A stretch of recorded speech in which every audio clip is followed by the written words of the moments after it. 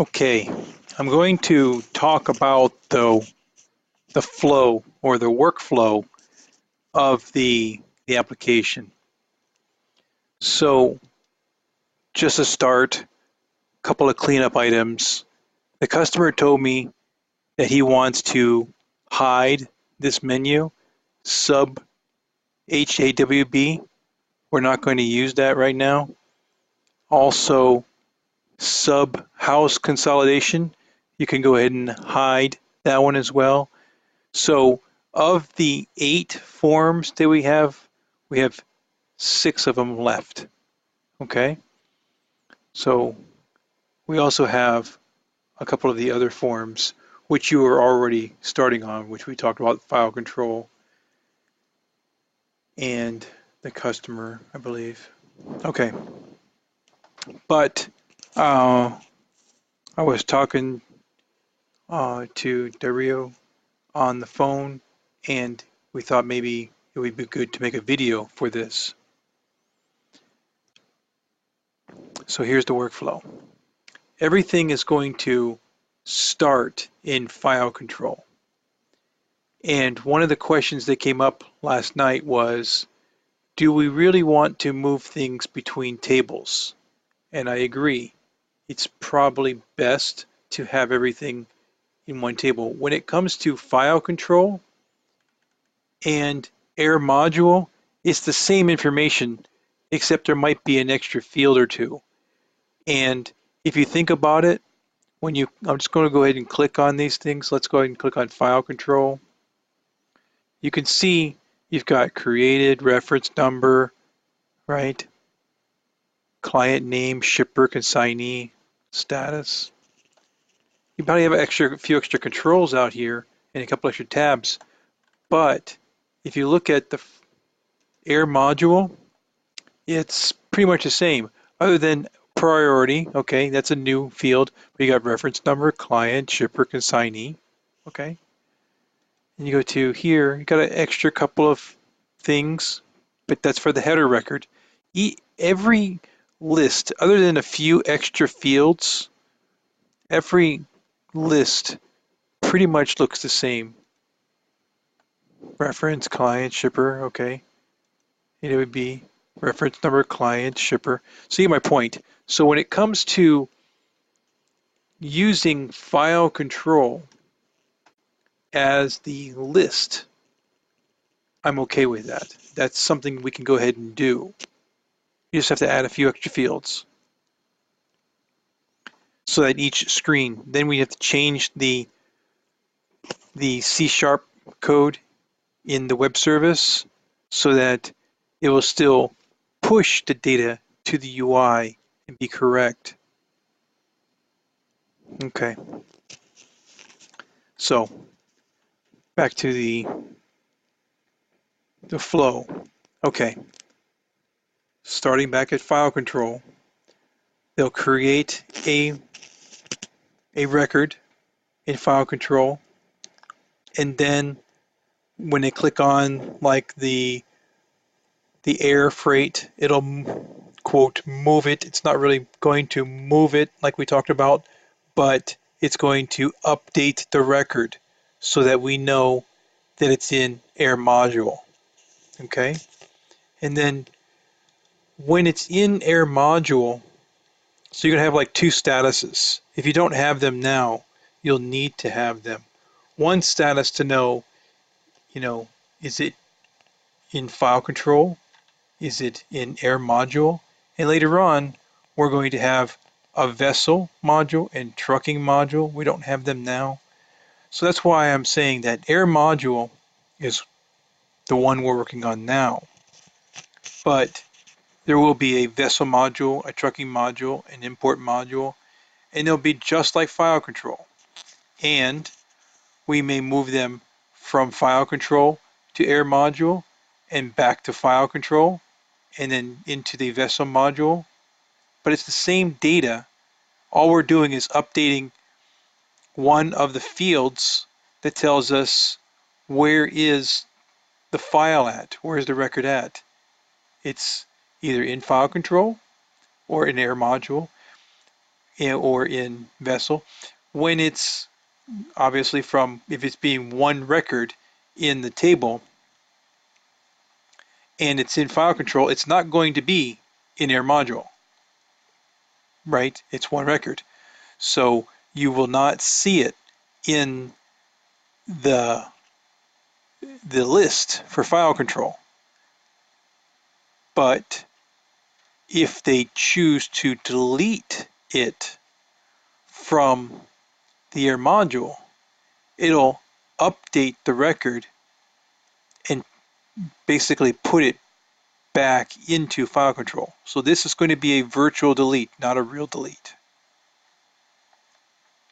Just changing the status, the one status where it's at. Later on, we may decide to actually delete. When you put the delete here, we may put the delete as a deleted record in file control, but that's not what the customer had asked for. He wanted to remove it from air module, and then that means he said he wanted to immediately go back into file control because they may want to go ahead and move it now into the vessel module or the trucking module. Okay? Okay. So the air module, the record would maintain here, but we're going to need to add a status column. There is no status column here. The status column meaning where in the air module it is. So we already have a status column. If we don't, you'll need to create it. So we're going to be moving it from file control into air module, and that's going to maintain that value until you move it either back to file control or not. But there's going to be another status like you have for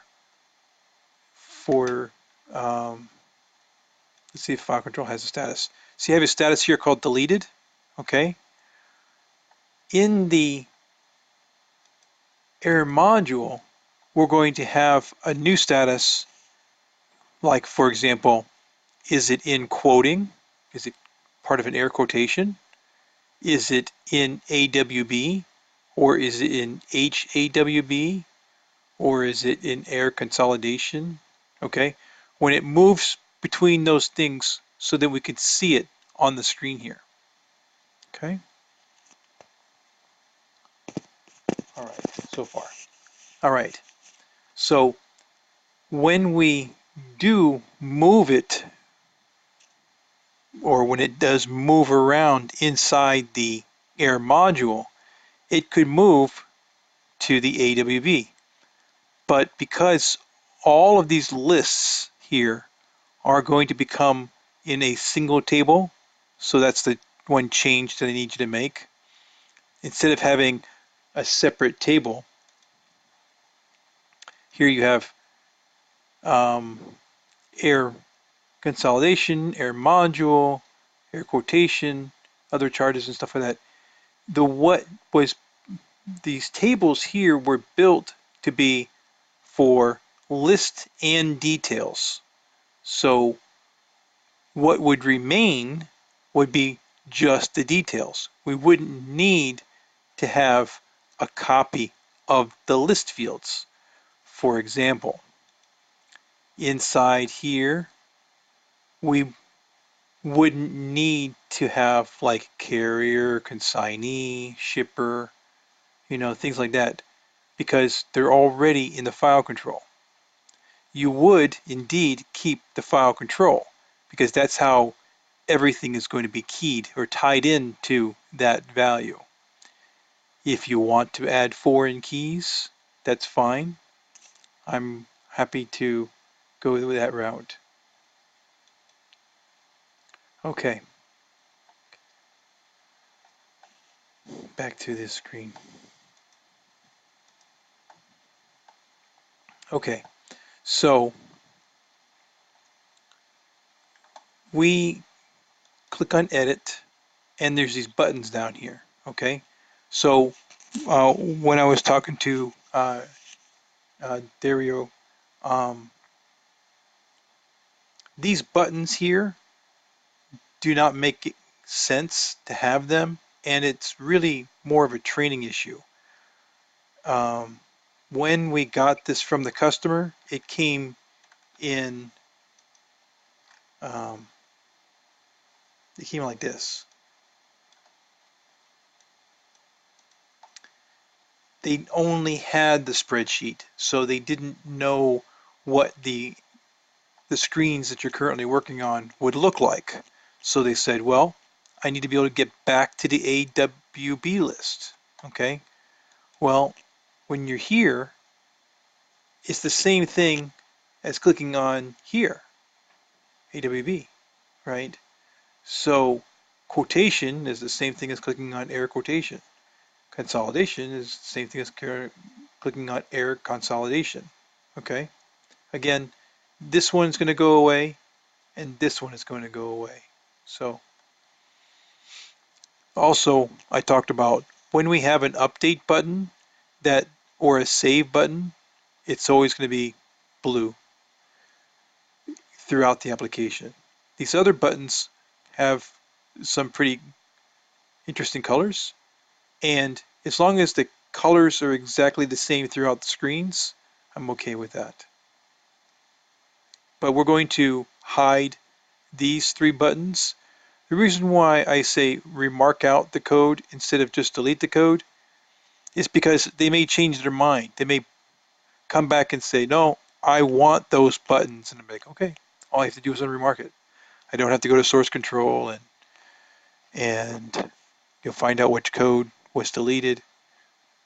We'll eventually clean it up, but right now, go ahead and remark out those lines, okay? All right, so, um, and we talked about on other screens, you're gonna put all these items on separate lines, just because we want to be able to show the address in there. Okay, so from the air module, if I choose to make an AWB, well, that's different than me clicking on AWB. But in order to show you what that's going to do, just bear with me for a second. When you click on this, what's going to happen is as if I went to the AWB and clicked on the plus. So you can see the address appears AWB new. So that's the form that they want you to go to. So I'm going to go back to your module.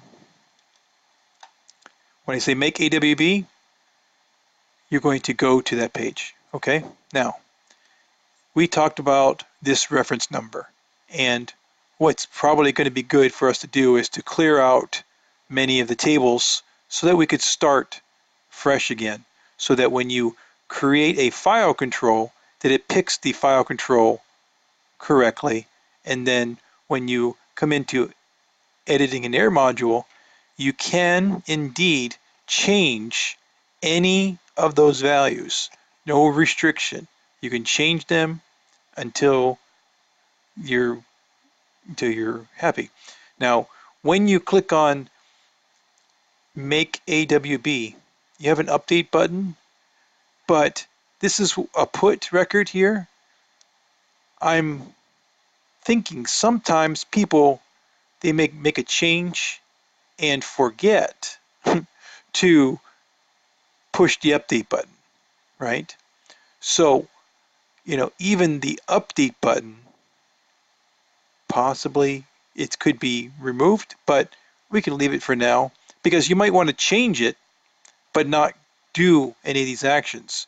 But if you do click on Make AWB, then you just call the same code that the update button is calling, and then go to Make an AWB. Okay? So, because they may forget, and it's probably more guaranteed that they're going to forget. And by us removing these three items, you could put this on the same line. I mean, that's not a problem. That could be just as good. Okay. And you have to watch this particular one here, which is okay. There's nothing really wrong with it. But when I choose a person, let's say I choose Dario, right? And if I click on update, then what that means is, well, let me change it because right now I'm logged in as Dario, right? If I change it to Robert and I click on update, what's going to happen is it's just not going to just say Robert here. It's going to take you back to the list because what you're basically doing here is you're changing the ownership of who owns the record. Now, let's go into file control and see what that means. You have a I'm trying to remember. There's got to be an account manager or a user GUID. Here's user GUID.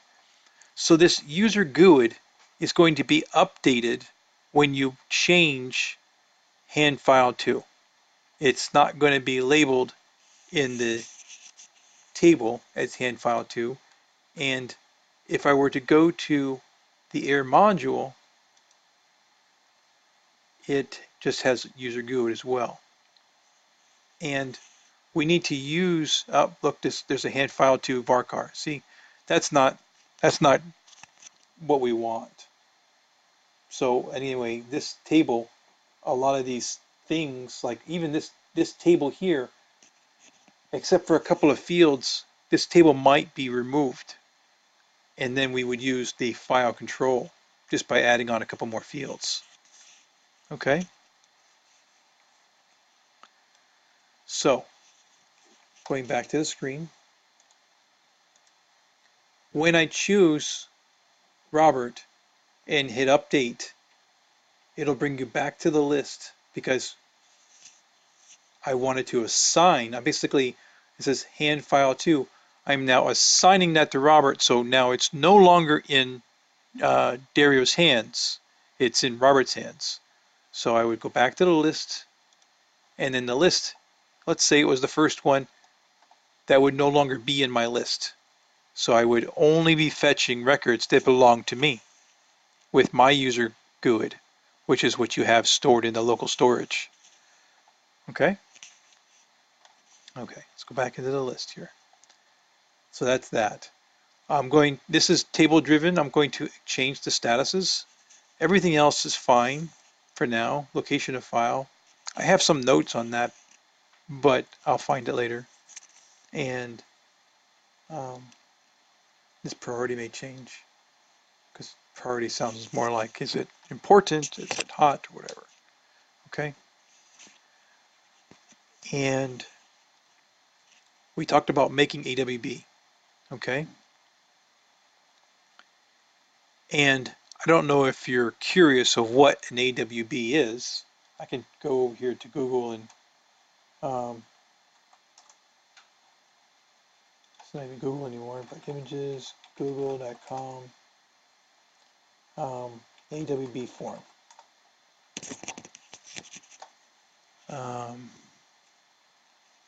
Anyone would do probably. Let me just click on one, okay? And so this is a AWB form. It looks a lot like it. I don't know if it's exactly it, but it looks a lot like it. And I think it does look a lot like it. And this is an AWB form. Currently, the current program that the customer has, when they fill out the form, it looks pretty much like this. And I guess that's just because that's how they programmed it. I had asked the customer if it was important that the new program looks like the old program, and he says no. He says as long as it's fast and as long as they can train it and it's fast and there's no Um, no need to make it exactly like this form, because their input screen right now is this form. So we may not need to change the fields around on the AWB form. But when you talk about an AWB, what is an AWB? This is an AWB form. Okay, so it's just it's a document. It's kind of like when you get on an airplane, you have a ticket that permits you to get onto the airplane. Well, this is a cargo's ticket. They're going to put this into the belly of the plane, and it's going to be all wrapped up, a pallet of whatever, all wrapped up in shrink wrap, but it needs a ticket, and this is the ticket. Okay, this also would be used for what we call customs. So it has to have certain values filled in all of the fields, and it has to be uploaded, which is something I'm going to do, and then we actually apply a value. I think it's an IATA number here. Uh, once we get that back from the customs. Okay, so this is what an AWB is. It's the ticket to get it on the airplane. There'll be an AWB, or it might be like a V for vessel or whatever, but it will be like an airway bill, but not necessarily air. It'll be, for shipping, things like that. Okay. Okay. I don't necessarily need to go into the AWB, but you got the point. When you click on this, you're going to go to AWB, make a new. Okay. Now, send a quote is going to be, it's going to basically go into the quotation and hit new so that they can go ahead and start entering the quote. Okay. Now, what I would like is that we've got a grid here and a grid here. I want the grids to all be the same. Okay, so I just need them to all be the same. Um, and then with pop-ups, like this one's got a pop-up. This particular grid down here is the contact log. And but this particular one here is the quotation. If I go to the air quotation, it looks like we have two grids. We have a piece grid and we have a other charges grid. So we'll need to make sure that that gets put in place. Okay, because I only see one grid. Okay.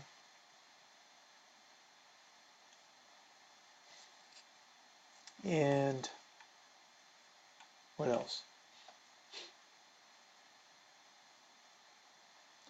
The let me go back to air module. At least we're going to talk about making changes on this form later.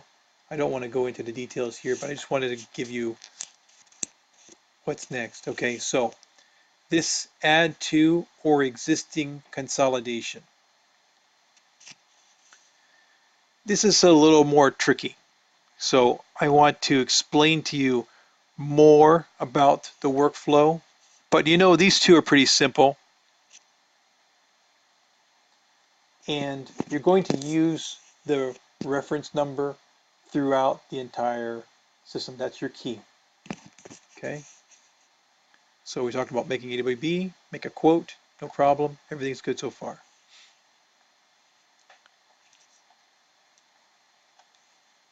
The reason why I'm skipping this is I need to explain to you an AWB is the airway bill, which we saw a picture of. No problem. And when it comes to an AWB, the numbering system is a little weird. I'll give you an example. We'll have one here. You might have something like this. This particular part is the airline company. And I think this one was DHL. Okay, you may have another one that's Delta Airlines. Well, that might be something else, like 001 or whatever.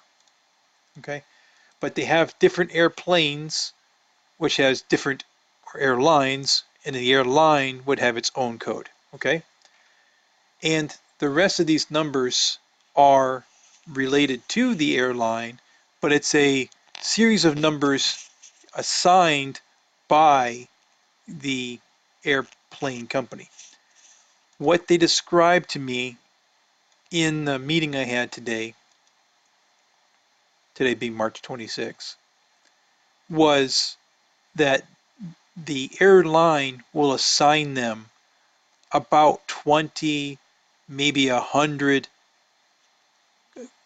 predefined numbers. So you'll have these numbers, they'll get a list of numbers, and then we'll need a screen soon, or maybe something to allow them to add new AWB numbers. But we'll have to put a screen in there to add what they call um, inventory. Now, this is not really inventory, it's a list of AWB numbers that can be picked from, okay, from the smallest to the largest. And there's no real math for us to do. We just have to pick the next available number, okay? Now, they said that this AWB, when they run low on these, they want to get notified of these. Now, we just mentioned that 726 is Delta, and 726 is DHL, and 001 might be Delta, and you're just going to have all kinds of airlines and series of numbers. So we'll have to store them into a child table.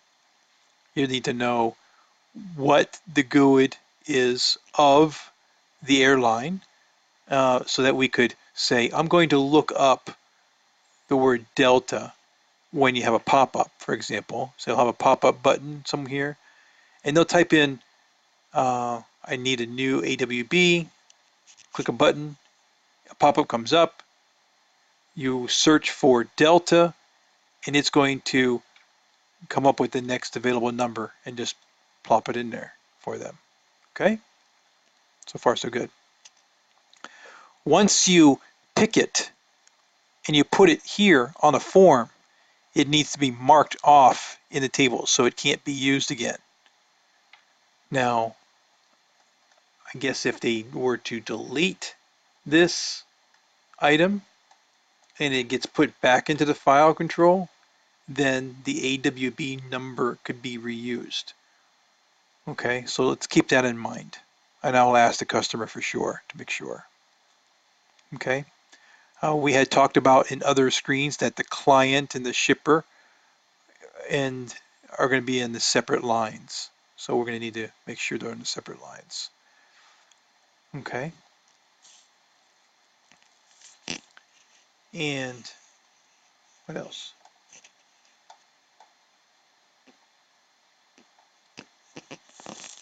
AWB, as we talked about, I hate to keep repeating myself, but AWB is what they call a direct airway bill. And the reason why I came into this screen was to show you the numbering scheme that they use for airway bill.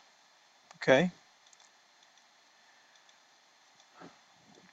But this HAWB is what's called a house airway bill. It belongs to the company, the customer that we're working for. It belongs to them. And their numbering system in the HAWB is not the same as the AWB. Okay? All right. So it's going to be a numerical number not assigned by the airport or airline. It's just going to be a numerical number that we're going to store and use that kind of like what we're doing for the file control, but it doesn't have in file control, it has a year prefix, 18 dash, whatever. It's not going to have that. It's going to be 1, 2, 3, whatever. Okay. And that number would be in the HAWB. Okay. So we'll have to have a child table, kind of look at how we're using. I've got setting next receipt number, setting next reference number. So the next reference number is the next file control number. So you may have, it's a one, I think it is, should be a one record. And let's see if it comes up. Okay, there's supposed to be one record in here. Okay, so there's two at the moment. It says one's deleted. So it really should be only one record. So if you want to clean that up, looks like this one's like more current. I don't know. But it just seems like the next reference number, I don't even know if we're going to use this. We're using the number itself. And this one's deleted too. So we'll need to clean that up and only have one record in there. Okay. And when you are doing the warehouse receipt, you know, that's the number that comes from the warehouse receipt. And there's only one row in there. Okay. That's good. Okay. Looks like it had 0 in here, whatever. All right.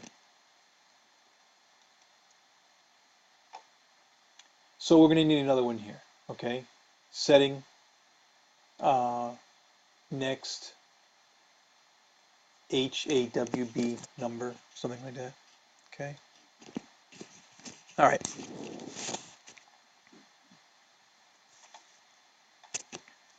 Okay. So we come from the air module to airway bill. We use a airway bill from the inventory, but they may say, I want to save this as an HAWB. So I no longer want it to be part of an AWB. When you save this as an HAWB, you'll need to put this number back into inventory, or the airway bill number inventory, so it could be used. Okay. And here, this save as direct AWB, well, you're in the AWB screen, so it's just like hitting the save or update or put, whatever, on this one. Now, we had talked about the file control becoming the file control table becoming the main table for the lists, which is fine.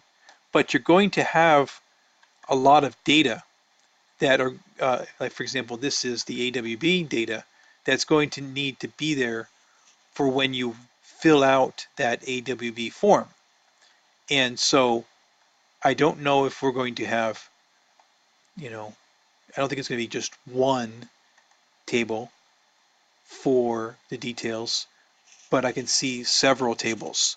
So, everything that you see here, other than maybe the consignee, the things like that, the shipper and the client, which all can be stored in the file control.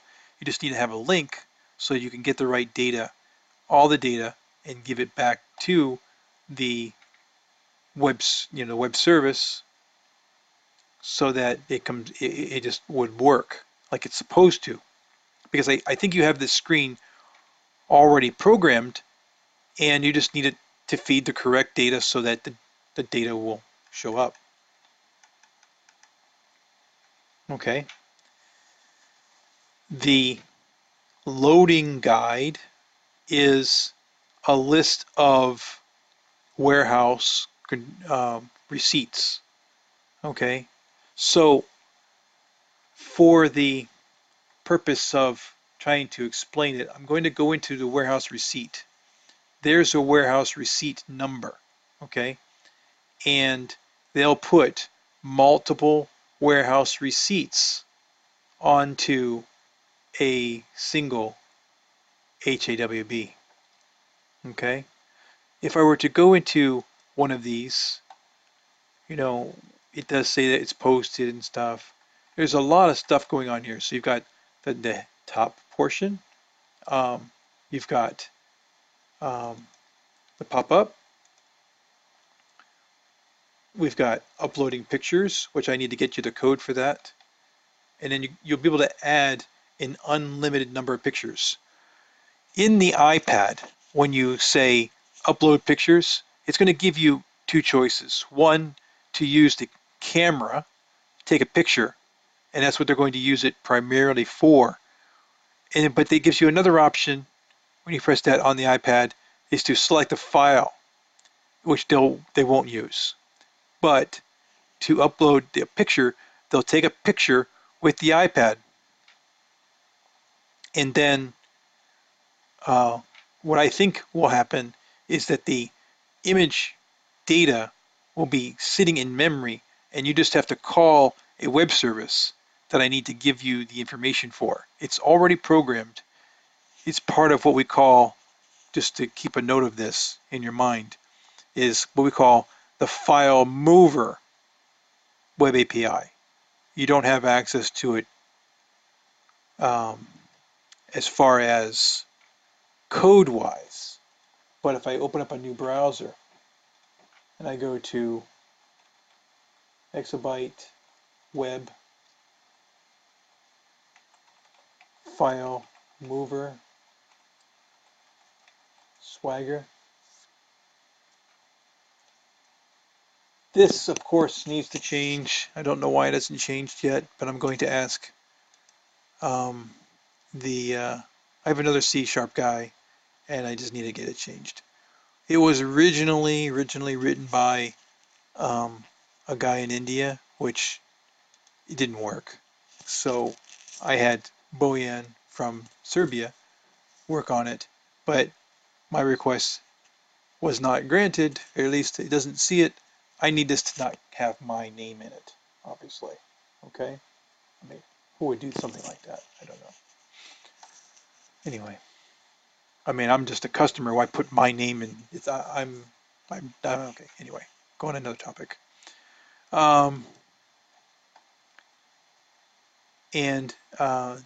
that would allow you to upload these pictures. I don't know if that's the actual method or not, but I'm going to find out.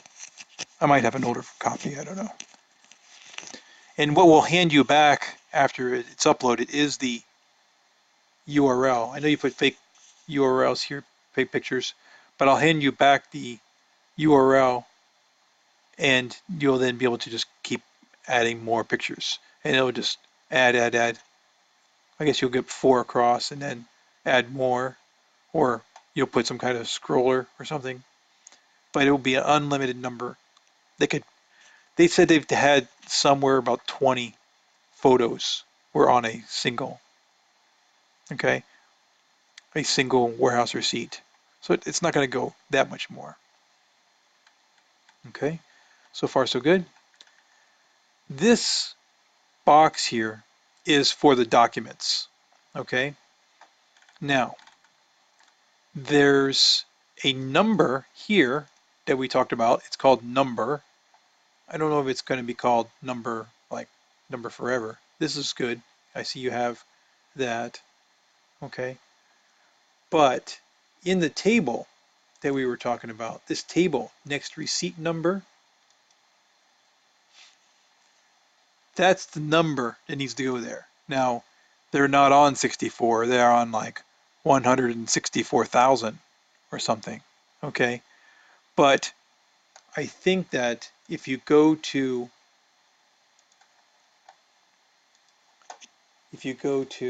exabyte web service, I can spell today, service and Swagger. Dario was asking me how this gets updated, and what I currently did was I used scaffolding to create the web methods. And if it's a public method, I don't have my Visual Studio open, but I could. But if it's a public method, you'll see something like API account register. Well, that's an account. But if we were to go to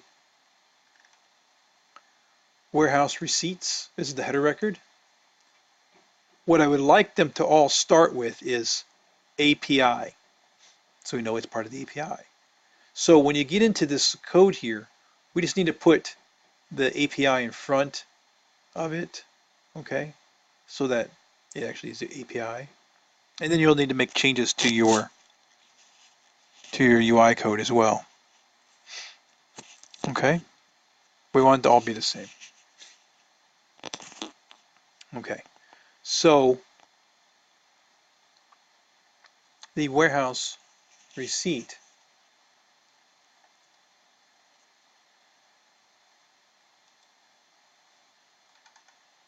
lost my thought here. Okay, got it. You're going to you're going to get the number here. How do we get that number? We should be able to get it from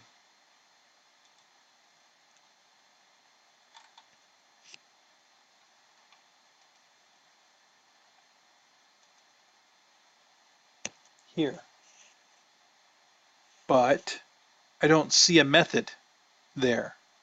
So what I'm going to ask you to do is, if you were to go to File Controls, and you have a thing here that says New File Controls,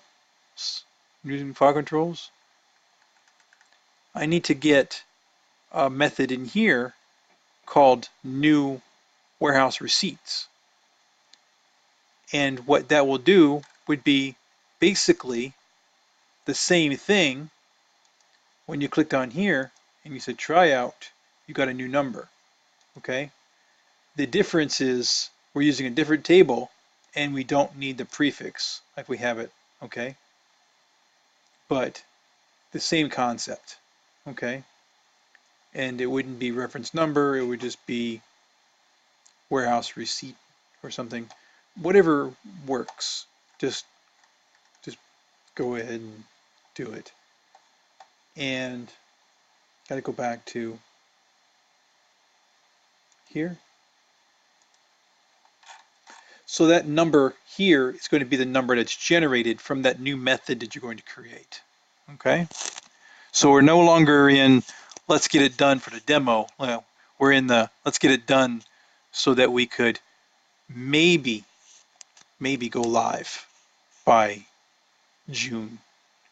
But I would like to have to set a deadline.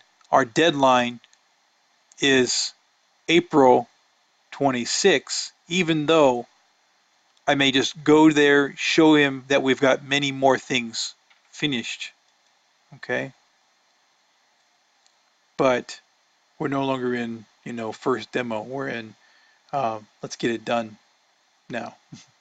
Okay? And so we're good so far. Now, I think you can put these on a separate line. Okay. This number here, okay, is going to be the number that they use to scan in the documents. So you can imagine that the photocopier in the office, it's pretty sophisticated. I mean, it's a big copier, and it has like a computer attached to it, and they can actually enter in values, and the value they're going to enter in is this number. Okay, so they're going to use this screen on an iPad, and the number is going to come up. They're going to see that, so they're going to hand write that number on a piece of paper. Okay, and then they're going to go over to the photocopier and hoping that the guy doesn't put in the wrong number or whatever, which happens all the time. Okay, he's going to put in a number, and that's going to put all of the scanned documents. So there may be only one line. He might have 2 or 3 scanned documents that he scans all in the row. It'll become one PDF file. Right here, these are images, but it'll become one PDF file stored, and it'll have the folder and the document name and the folder that's at. This file number would be the actual number that we called it here. It may not be needed, okay, but they may want to be able to view it, so we'll have to give them some kind of link so they can click on it and it will download. Okay, which brings me over to wanting to talk about File Manager, but I'm trying to stay focused. We'll talk about, you can open up File Manager and see it. These documents that are scanned in will appear in File Manager. Okay, and File Manager has the ability to view the files. So either we go into File Manager to view the files, or if we click on it here, then we can see the file. It should be the same sort of activity. I don't think we're going to have this many items. We would need to, we'll have less, okay? They may, like I said, they may scan three documents and put it in one PDF. Then they may find some more documents later on and scan those, and that would be another number in the scheme of things. So what I use is a GUID to store that, and I think I show the first 8 inside as the file name. Now these file names don't have to be GUIDs. They could be better names, you know, like let's say this number was 164001. Okay, we could make it a better name as 164001-1 or, you know, -2, whatever. Okay, and we have that part of the file mover that when they scan in a document and they put in the number here, then it's going to pick it up and deposit it into the folder in the file manager. Okay, it's going to just do a file stream to a web service. Okay, all right, and these buttons here should be, like we talked about, the same colors, the right colors, and they should pretty much have the white text. Okay, all right, so now a warehouse receipt is whenever they're taking something from a warehouse, and at some times it's a virtual warehouse, whereas they plan to take it in, but it's still at the airline. It's not here, but they want to use it in order to make a quotation out of it. So they actually use the warehouse receipts like we talked about. Okay, so that's warehouse receipt. Okay, we were talking about, I think, airway bill, warehouse receipt table. Okay, so when they get to this point, and it's probably, I was probably talking about something else, maybe an air quotation. I don't know. You'll have to forgive me.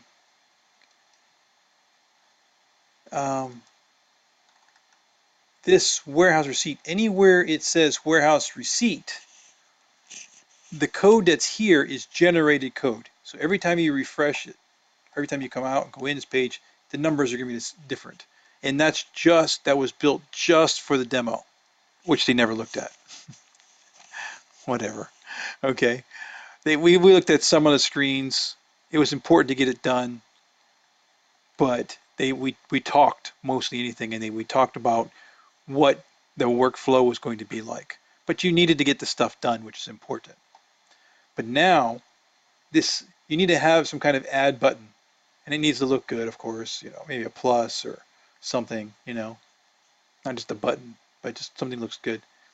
And then what it will do is it'll pop up a screen, and it will show only the warehouse receipt numbers from that consignee here with that same GUID on there that has not been added to another airway bill. So you'll need to mark them off as, you know, that they've been used so they don't show in the list when you're trying to show it here. When you hit the plus, maybe you put a red plus or a blue plus or something like that, and then when you hit it, pop-up comes up and it will show a list. So we were just talking about warehouse receipt kind of thoroughly in the warehouse receipt page, but every warehouse receipt will be in this line, one line. No pictures, no documents, no nothing. If there were 25 pieces and there was 10 lines on the warehouse receipt, it'll just be 25 pieces. One warehouse receipt number. This is going to be the gross weight that came from there and the volume weight. One line, because they're going to put multiple warehouse receipts on here. Okay? So far so good. And we're going to have a total. You know, make sure you do the totals. And then if you look at the code, and maybe not, but if you look at the actual result, when we do the warehouse receipt,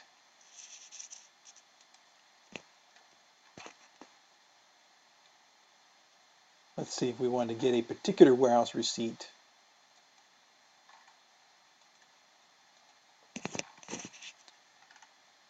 See here, here's the line details. Okay. I think the line details is the warehouse lines. So let's try this one with line details. I don't know. Click on this one. What do we get? We're going to get nothing. Okay. We probably have to put some attention into that, which is fine. But what I thought would happen was we would get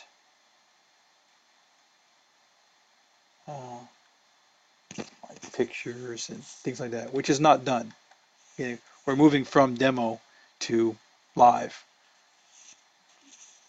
in a way. We're trying to get to the point where we can be in live. So there needs to be changes, obviously. Okay, you need to have, if you were to go and get one of these records, you would need to show the, at least in warehouse receipt, you have to show the pictures, which we're not doing. We have to do it. You need to show the documents, which we're not doing, which you need to do. Okay, and in the database, we have a table called File Manager. Okay, everything would be inside there. Documents and pictures. They're just labeled. Is there a folder? We're going to create. So we're basically making a virtual file system. All the files will be stored on the physical file system on the server. But when we create a folder, we're going to call it folder. When it's a document, we'll call it txt or something, right? But thought I had some other things in there where there are pictures. Here, PNG pictures, PDFs, okay. And the location, this particular location here, I, at the time, assumed it was going to go to a file control number, and it's not. It's going to go to a warehouse receipt number.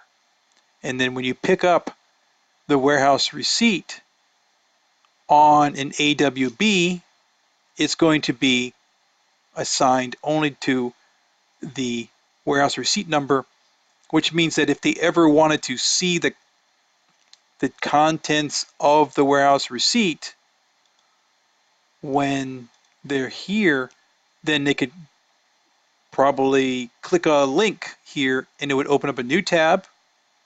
Okay, open up a new tab and then show them the warehouse receipt. So it doesn't have to like draw their attention away from this page because they were in the middle of entering something, right? But if you click on it, open up a new tab, which I know you can do, and then they can see the warehouse receipt. Okay. So that's so far. So we're here on an AWB. Okay. Um, the house airway bill, it's the same concept. If you go here to warehouse receipt table, you'll need to put an add button in there. Same concept. Pick an item. This is no longer there. Air consolidation.